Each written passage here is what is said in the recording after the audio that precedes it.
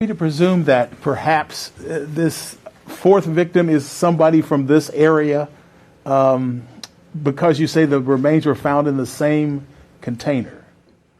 Is that the...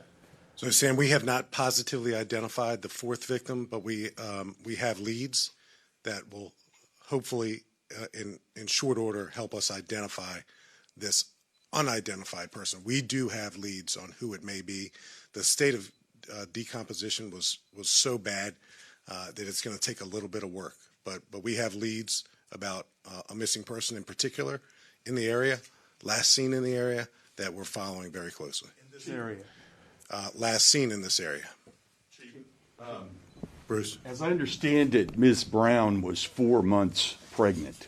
Does Virginia law allow you to charge for the death of that baby?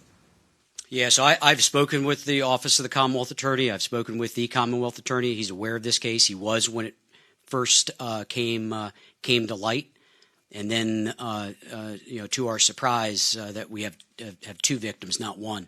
That's something that's part of the investigation, and we haven't ruled anything out on potential charges for the person or persons responsible for these deaths. As I said in my comments, and I'll emphasize them because they're important, justice will prevail. Two quick questions. Has the suspect been cooperating at all, acknowledging any of these crimes? And then secondarily, is there DNA evidence to tie him to one, two, or more of these crimes? I'll ask Chief Warner to speak about the degree of cooperation. We certainly don't want to compromise the integrity of Chief Warner's investigation or our pending investigation, but I'll let the Chief address that. And DNA forensic evidence is always something that we're seeking. As we mentioned, the state of decomposition for the two victims found here in Fairfax County was so bad that it's going to take a little while to get 100% certain identification, but we have every reason to believe that Cheyenne Brown is one of the two persons in that container. And there's physical evidence as well to tie him to each scene or to all the cases? There's certainly mounting evidence that puts our killer right here in Fairfax County, just like he was placed right there in Harrisonburg. So, Chief, do you want to add to that?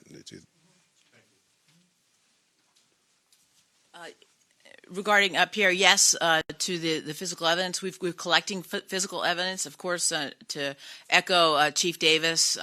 Certainly, we're collecting all of that for DNA, and so we're going to hone in on that for certain.